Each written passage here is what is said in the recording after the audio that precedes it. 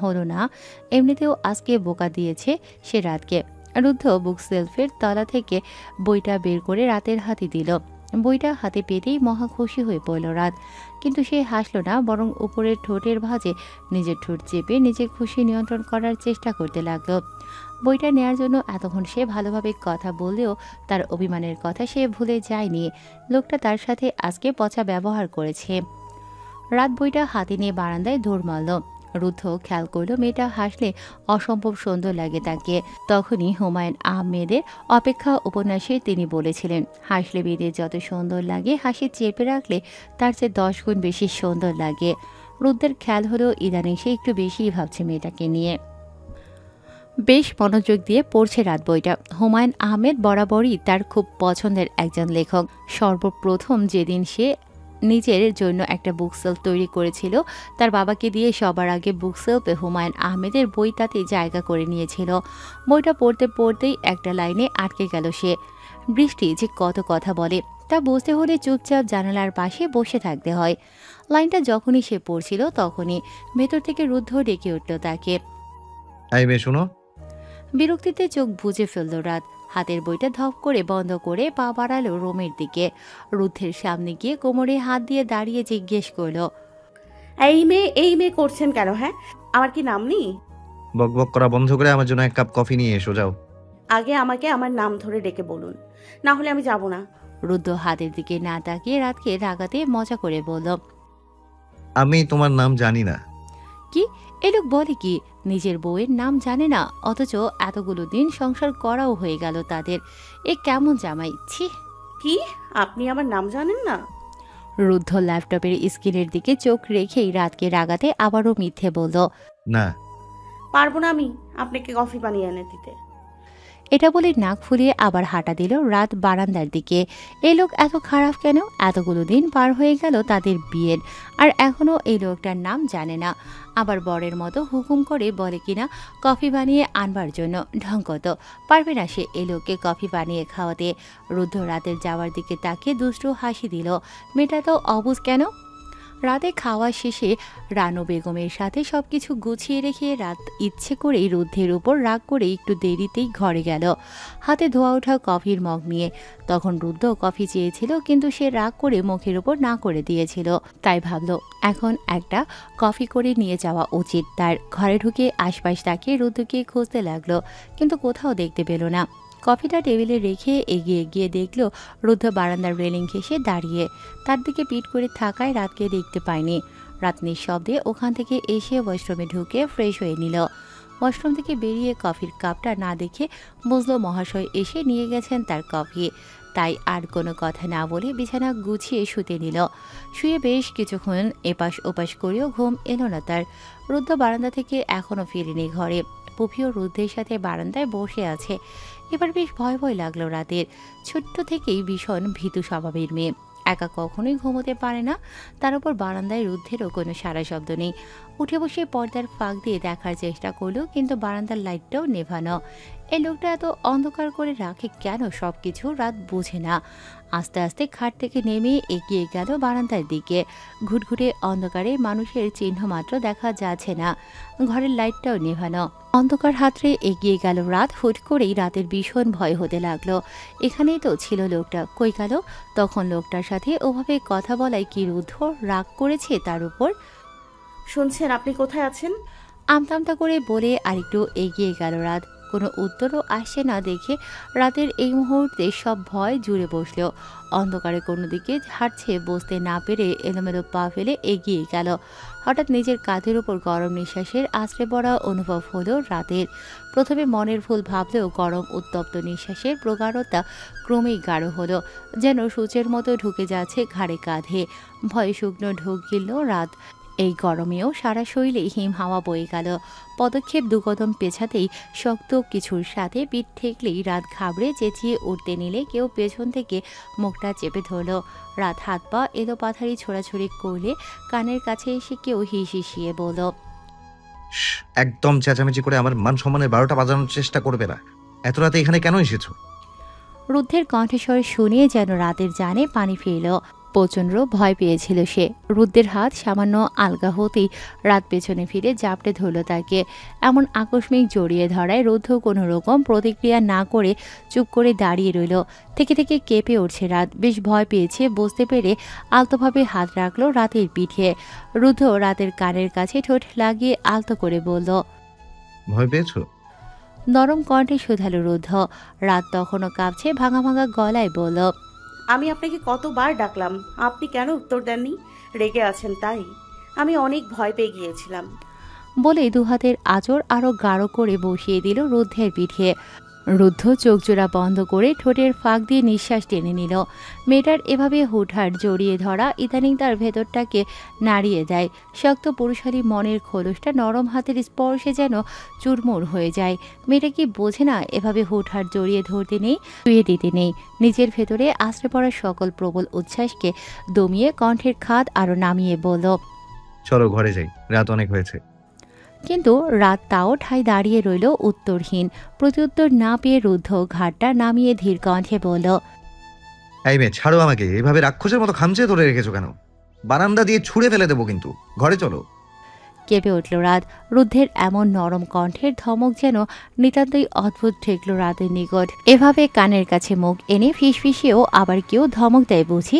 নিকষ অন্ধকারেও মুখ উঁচিয়ে বলল, আপনি আস্ত একটা গরিলা। সব সময় কেন বকাবকি করেন শুধু? বাচ্চা বাচ্চা গলায় রাতের অভিযোগের বাণী শুনে রুদ্ধ নিঃশব্দে হাসল, যে হাসির শব্দ হয় না। রাতের নিস্তব্ধতায় রুদ্ধ নিঃশব্দের হাসিটাও যেন মুড়িয়ে নিল। রাতকে আলতো করে বুক থেকে সরিয়ে হাত ধরে ঘরে এনে নরম স্বরে বলল, যাও এখন শুয়ে পড়ো, অনেক রাত হয়েছে। কালকে সকালে ক্লাস আছে তোমার। হুম, আপনি ঘুমাবেন না? রুদ্ধ কথার সাথে সাথেই বলল রাত। রুদ্ধ খানিকক্ষণ থমকে রাতের দিকে চেয়ে কিছু একটা ভেবে ছোট্ট করে বলে ওয়াশরুমের দিকে গেল। রাত রুদ্ধের যাওয়ার পানে চেয়ে আবারও খাটে এসে শুয়ে পড়ল পুফিকে খুলে নিয়ে। পুফির সাদা পশমে আদর করে হাত বুলিয়ে ঘুম পাড়িয়ে দিল তাকে। অনেকক্ষণ সময় নিয়ে ফ্রেশ হয়ে বেরোলো রুদ্ধ। রাত ওপাশে মুখ করে শুয়ে আছে। রাতের কোনো নড়চড় না দেখে নিঃশব্দে এসে শুয়ে পড়ল বিছানার একপাশে। ড্রিম লাইটের মৃদু আলোতে রাতের ছোট্ট মুখখানা স্পষ্ট দেখা যাচ্ছে। রুদ্র খানিকটা সময় নিয়ে চেয়ে রইল রাতের ঘুমন্ত চেহারার দিকে। ঘুমন্ত মায়াবী মুখটা দেখতেই কলিজাটা ঠান্ডা হয়ে আসলো তার। বিড়বিড় করেই বলে উঠল, এই মেয়েটা তার বউ, রুদ্ধের বউ রাত। তার বউয়ের নাম রাত রঙ্গনা। রাতের দিকে তাকাতেই বিড়বিড়ি করে বলে উঠল, রাত, রাত রঙ্গন, আমার রাত রঙ্গনা। ইদানিং নিজেকে বড্ড অচেনা লাগে রুদ্ধের। কেমন খাপছাড়া স্বভাবের হয়ে গেছে সে। সাজানো গোছানো গম্ভীর স্বভাবটাও যেন চূড়ান্ত বেইমানি করছে তার সাথে।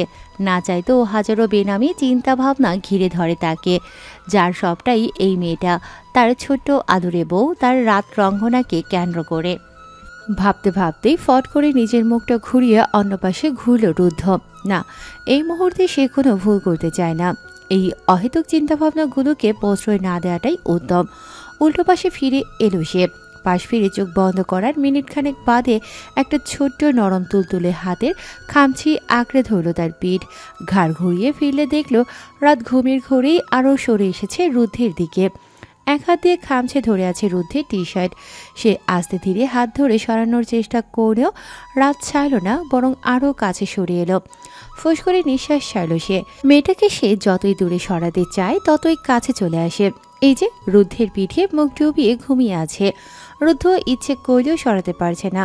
তখনই রাত তার পিঠে মুখ ঘষে দিল আলতো করে। কেঁপে উঠল রুদ্ধ। নিঃশ্বাস ভারী হয়ে আসলো তার। কেমন একটা ঘোর লাগা কাজ করল, যা তাকে অস্থির করে তুলল। কোনো মতে নিজেকে সামলে রাতের দিকে ঘুরিয়ে রাতকে এক হাতে আগলে নিয়েই চোখ বুঝল। ততক্ষণে পুফি এসে তার মাথার কাছে গোল হয়ে শুয়ে পড়ল। বেশ কিছুক্ষণ সময় পেরোলো। রুদ্ধের নিঃশ্বাস ঘন হয়ে আসতেই আলতো তার চমৎকার মায়াবী আঁকি পল্লব মিলে চাইল রাত। ঘাটটা সামান্য তুলিয়ে তাকালো মৃদু টিমটিমে আলোতে রুদ্ধের মায়াভরা মুখখানার দিকে। সে প্রেমে পড়ে যাচ্ছে এই লোকের। ইচ্ছে করে ঘুমের ভান ধরে সরে এসেছে সে। ইদানিং এই গম্ভীর স্বভাবের লোকটাকে তার ভীষণ অন্যরকম লাগে। নাম না জানা হরেক রঙের রাঙা অনুভূতিগুলো এই লোকটার নামেই ডানা ঝাপটাচ্ছে। রুদ্ধকে জড়িয়ে ধরে অদ্ভুত শান্তি লাগা কাজ করে তার মনে। নিজেকে সুরক্ষিত লাগে এই লোকের শক্ত চওড়া বিশাল বুকটার মাঝে। ভীষণ লোভ হয় তার এই বুকটা দেখলেই শুয়ে থাকার। তার সরু নরম তুলোর মতো আঙুলের হাতটা রুদ্ধের খোঁচা খোঁচা দাড়ি আবৃত গালটাতে রেখে আলতো স্পর্শে ছুঁয়ে দিল। তারপর আবারও রুদ্ধের বুকে মাথা রাখল। হোক না একটু ছলনা করে বা ঘুমের ঘরে, তাতে যদি হৃদয়ে প্রশান্তি জোড়ানো স্পর্শ পাওয়ার সৌভাগ্য মিলে তাতে ক্ষতি কিসের। সকালের মিষ্টি আলো ছুঁয়ে দিচ্ছে ধরনীর আনাচে কানাচে। হালকা ঠান্ডা বাতাসে পদ্মার ওড়াউড়ি আর পাখিদের কিচিরমিচির কলধ্বনির মাঝে জোরে বেজে উঠল তার ফোনটা। সেই শব্দে ঘুম হালকা হয়ে এলো রোদের। চোখ খুলে তাকাতেই রোদের নরম আলোতে চোখ মুখ কুঁচকে এলো। ঘুম ঘুম চোখে উঠে বসে দেয়াল ঘড়িটার দিকে তাকিয়ে দেখল 5:45। বুকের উপর তখন শুয়ে আছে রাত। রাতকে আলতো হাতে বালিশে শুইয়ে দিয়ে ফোনটা রিসিভ করল সে। ফোন রিসিভ করতে যা শুনল তাতে বুক কেঁপে উঠল তার। ব্যস্ত চোখে তাকালো রাতের দিকে। তারপর দ্রুত পায়ে বিছানা ত্যাগ করল সে। রুম থেকে বের হয়ে পা বাড়ালো বাবা মায়ের রুমের দিকে। রুদ্ধের শ্বশুর বাড়ি থেকে খবর এসেছে তার শ্বশুর মশাই মানে রাতের বাবা অসুস্থ হয়ে পড়েছেন। তাকে ইমার্জেন্সি হাসপাতালে নিয়ে যেতে হয়েছে। রুদ্ধও রাতকে নিয়ে আজই যেতে বলেছে তার বাবা। কিছুক্ষণ পরেই রাতকে নিয়ে রওনা দেবে খুলনার উদ্দেশ্যে। কিছুক্ষণ আগেই এ ব্যাপারে আলোচনা করে সে ভার্সিটির অফিসিয়াল সাইটে মেল করে আজকে অনুপস্থিতি থাকার ব্যাপারটা জানিয়েছে। ঘাড় ঘুরিয়ে দেখল ঘরটা ফাঁকা, রাত নেই। পাশে বেডসাইড টেবিলে কফির মগটা রাখা। কফির মগটা দেখেই চিন্তার মাঝেও মুচকি হেসে ফেলল রুদ্ধ। রুদ্ধকে বিরক্ত করার মতো সকল কাজ মেয়েটা করলেও তার সাথে আরেকটা কাজও অনেক ভালো মতো করে। তার সমস্ত প্রয়োজনীয় জিনিস গুছিয়ে রাখা থেকে শুরু করে তার কফিটাও একদম ঠিক সময় রাত করে দেয়, যার কারণে ইদানিং নিজের কিছুই করা লাগে না রুদ্ধের।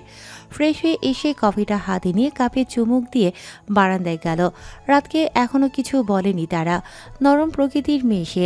এখন বললে সারা রাস্তা কান্না করতে করতে যাবে মেয়েটা, তাই সে না করেছে সবাইকে। রাত নিজের লাগেজ গোছানোর জন্য পা বাড়ালো রুমে। হুট করে আহাদ আব্রাহাম তাকে ডেকে বললেন তৈরি হয়ে নিতে। সে আর রুদ্ধ খুলনায় যাবে, মানে যাদের বাড়িতে যাবে বেড়াতে। খুলনায় যাবে শুনেই মনটা খুশিতে নেচে উঠল তার। এক এক করে জামা বের করতে লাগলো কাভার থেকে। তারপর বড় লাগেজ একটা বের করে তার আর রুদ্ধের জামা কাপড়গুলো গুছিয়ে নিতে লাগলো। তখনই চিরচেনা পুরুষালী গলার আওয়াজে রাত এদিক ওদিক তাকালো। খুঁজতে থাকলেও ওই কণ্ঠের মালিককে। পা বাড়ালো বারান্দার দিকে। দেখলো সোফার সামনে হেলান দিয়ে দুহাত বুকে গুজে দাঁড়িয়ে আছে রুদ্ধ। রুদ্রের সাথে ফোনে কথা বলছে। কথোপকথন শুনে বুঝলো রুদ্র ও তাদের সাথে যাবে। সকাল তখন 7টা বাজে সবে। সকালের খাওয়া দাওয়া করেই রুদ্ধ, রাত এবং রুদ্র বেরিয়ে পড়েছে খুলনার উদ্দেশ্যে বাসে করে। বাসে উঠতেই ঘুমিয়ে পড়েছে রাত, আর তাকেই বুকে আগলে রেখে বসে আছে রুদ্ধ তার দিকে তাকিয়ে। বাসের ঝাঁকুনিতে মৃদু নড়ে চড়ে উঠল রাত, তবু ঘুম ভাঙার নাম গন্ধ নেই তার। রুদ্ধ ভ্রুকুচকে তাকিয়ে রইল। বাম হাতের আঙুল তুলে মুখে উপচে পড়া চুলগুলো সরিয়ে কানের পেছনে গুঁজে দিল। রাত মৃদু নড়চড় করে আবারও রুদ্ধের বুকের মধ্যে মিশে রইল। বাসের সিটে ঘাড় এলিয়ে দিল রুদ্ধ। এই মেয়ে এত কি করে ঘুমোতে পারে মাথায় আসে না তার। সেই সকাল থেকে ঘুমে কাদা হয়ে আছে। রুদ্ধ সরাতে গেলেও এক চুল নড়াতে পারেনি ওকে। দুহাতে তার পেট জড়িয়ে ঘুমিয়ে আছে। ডান পাশটা অসাড় হয়ে গেছে রুদ্ধের, কিন্তু রাতের ঘুমন্ত মুখটা দেখে আর ওকে সরানোর ইচ্ছে হলো না। কতক্ষণ ধরে যে তাকিয়েছিল রাতের মায়াবী মুখের দিকে, সময় বেহিসেবি। রাতের কোমল ও সূক্ষ্ম আকৃতির ছোট্ট বাঁকানো নাকটা আলতো করে টেনে দিয়ে রাতের মুখের দিকে তাকিয়ে থেকে টুপ করে একটা চুমু দিল সে। রাত নড়ে চড়ে উঠল। রাতের ঘুমন্ত চোখের পাতায় আবারও আলতোভাবে আবার ঠোঁট ছোঁয়ালো রুদ্ধ। এ নিয়ে সে কতবার রাতের মুখশ্রীতে অধর ছুঁয়ে দিল তা হয়তো তারও হিসেব নেই, কিন্তু সেই বা কী করবে। রাতের গোলগাল মায়াবী ছোট্ট নরম মোহ মিশ্রিত মুখটা যখন ঘুমে বুঁদ থাকে, নিজের বাচ্চাদের মতো ঠোঁট উল্টে উপরের ঠোঁট দিয়ে নিচের ঠোঁট আলতো করে কামড়ে চেপে ধরে। যখন মৃদু নিঃশ্বাস ছাড়ে সে বড্ড বেসামাল হয়ে যায়। আদরে মুখখানা দেখলে বারবার ছুঁয়ে দিতে মন চায় তার। রাতের শুভ্র হলদেটে মাখন রঙা গায়ে সূর্যের সোনালি রোশনি পড়া মাত্রই স্বর্ণের মতো জ্বলজ্বল করে উঠল তা। রাতের নরম কোমল সরু বাঁকানো নাকটায় আলতো করে চুমু খেলো কয়েকবার। রুদ্ধ ভাবল এবার তার নিজেকে সামলানো উচিত, না হলে এই মেয়ে ঘুম থেকে উঠে ঘুষি লাগিয়ে দেবে তার মুখে। বাসটা আবারও ঝাঁকি দিয়ে উঠলে ঘুম নড়বড়ে হলো রাত। চোখ বন্ধ রেখেই উষ্ণ আলিঙ্গনের স্পর্শ টের পাচ্ছে রাত। ফুরফুরে হাওয়ার আদলে শরীরে যে শীতলতার সৃষ্টি হচ্ছে তা এমন নিবিড় আলিঙ্গনে অনেকটাই কেটে যাচ্ছে। ধীরে ধীরে চোখ জোড়া খুলল রাত, নিজেকে আবিষ্কার করল রুদ্ধের চওড়া বুকের মাঝে। আস্তে ধীরে মাথা তুলে তাকালো, সিটে মাথা এলিয়ে দিয়ে চোখ বুজে আছে রুদ্ধ। ঘুমাচ্ছে কিনা সেটা ঠিক বুঝে উঠতে পারল না রাত। রুদ্ধের চুলগুলো ছড়িয়ে আছে কপালে, একদম শান্ত বাচ্চার মতো লাগছে দেখতে রুদ্ধকে। চোখ সরাতেই ইচ্ছে করল না একদমই রাতের। মৃদু হাসল রাত, আলতো স্পর্শে ছুঁয়ে দিল রুদ্ধের খোঁচা খোঁচা দাড়িতে আবৃত গাল। নিজের অবস্থান বুঝে নজর বোলালে দেখল রুদ্ধ এক হাতে তার কোমর জাপটে ধরে রেখেছে। বাসের ভিতরে এভাবে ঘনিষ্ঠ অবস্থায় বসা দৃষ্টিকটু লাগে।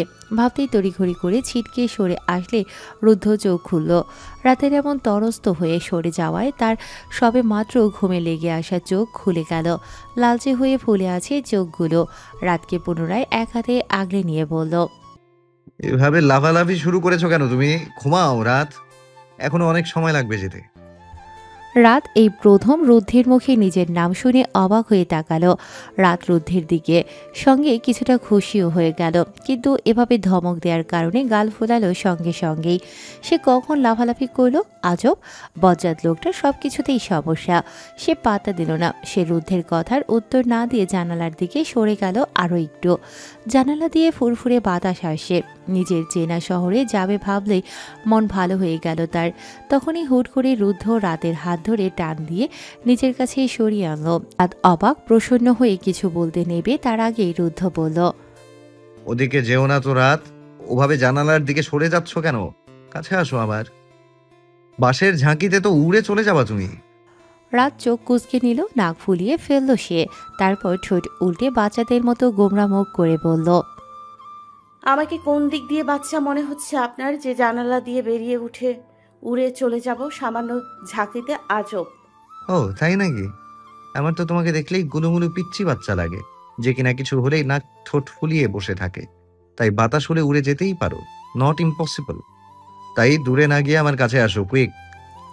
রাত মুখ ভেঙচালো। রুদ্ধের শক্ত হাত থেকে নিজেকে ছাড়িয়ে আবারও জানালার ধারে সরতে গেলে রুদ্ধ চেপে ধরে রাখল।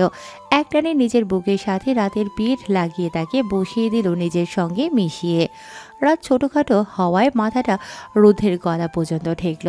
রুদ্ধ রাতের ছোট্ট মাথায় নিজের গাল ঠেকিয়ে হেলান দেওয়ার মতো করে সিটে মাথা এলিয়ে দিল। চোখ বন্ধ করে বলল, এইটুকুনি পিচ্ছি বউ আমার, কাঁধে তো মাথা রাখা যায় না। ভুলেও একটু নড়াচড়া করবে না, শান্ত হয়ে থাকবা। ঘুমাবো আমি। আজব তো, আমি কি ধরে রেখেছি আপনাকে যে আমার কারণে আপনি ঘুমোতে পারছেন না, নাকি মানা করেছি? আপনি ঘুমান আপনার মতো, আমাকে এভাবে চেপে রেখেছেন কেন? ছাড়ুন। চুপ থাকো মেয়ে তুমি। সারাটা সকাল 4টা ঘন্টা আমার বুক দখল করে ঘুমিয়েছো। তখন কি আমি কিছু বলেছি তোমাকে? এখন আমি ঘুমোবো। ডোন্ট মুভ, নড়লেই ছুড়ে মারবো বাস থেকে তোমাকে। বলেই চুপ করে গেল। রাতও আর কথা বাড়ালো না। তখন প্রায় দুপুর হতে শুরু করেছে, হয়তো 12টার কাছাকাছি হবে সময়, কিন্তু আকাশ দেখে তা বোঝার উপায় নেই। ঘন ধূসর কালো মেঘে ঢেকে আছে আকাশ, যেন খুব মন খারাপ আস্তার। আকাশের দিকে তাকিয়েই অজানা এক ভয়ে বুক কেঁপে উঠল রাতের। প্রায় 1-1.5 ঘন্টা পরে বাসটা এসে ব্রেক কষল স্ট্যান্ডে। মৃদু ঝাঁকুনিতে রুদ্ধ চোখ খুলে তাকালো। রাতকে বলে উঠে দাঁড়ালে 2 সিট সামনে থেকেই রুদ্র ও উঠে দাঁড়ালো। রুদ্ধ দাঁড়িয়েই চোখের ইশারায় রুদ্রকে কিছু জিজ্ঞেস করল। রুদ্র ভ্রু উঁচিয়ে কিছু একটা ইশারা করতেই চোখে মুখে চিন্তার ভাঁজ ফুটে উঠল রুদ্ধের। আলতো হাতে রাতের হাত আঁকড়ে ধরে নেমে আসলো বাস থেকে। তারপর উঠে পড়ল তাদের জন্য রাতের বাড়ি থেকে পাঠানো প্রাইভেট কারে। রাত চুপটি করে তাকিয়ে দেখল রুদ্ধকে। হুট করেই এত চিন্তিত কেন দেখাচ্ছে সেটা ভাবতে লাগলো। অজানা এক ভয়ে বুকটা দুঃখ করে কেঁপে উঠল রাতের। যদিও কিছুই সে আঁচ করতে পারেনি, সে যে এক বিষাক্ত ঝড় দিয়ে আসে তাদের দিকে।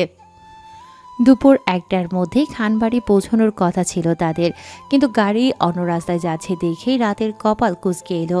রুদ্রকে কিছু জিজ্ঞেস করবে, কিন্তু সেই সাহস আর হচ্ছে না। রক্তের মতো লাল হয়ে আছে রুদ্রের চোখ মুখ।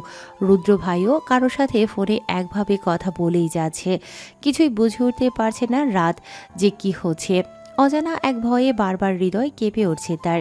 খানিকক্ষণ বাদেই গিয়ে পৌঁছালো তারা খুলনা সিটি মেডিকেল কলেজ হসপিটালের সামনে। হাসপাতালের সামনে গাড়ি থামতেই রাত রুদ্রের দিকে তাকালো। রুদ্র তার হাত শক্ত করে ধরে আছে। কিছুক্ষণ পরেই রুদ্র গাড়ি থেকে নেমে গেল। রুদ্র তাকে গাড়ির মধ্যে বসে থাকতে বলে সেও নেমে গেল গাড়ি থেকে। কিছুক্ষণ পরে রাতের ফুফতো বোন মাহাজাবিন তার গাড়িতে এসে তার পাশে এসে বসলো, তারপর গাড়ি চলা শুরু করলো।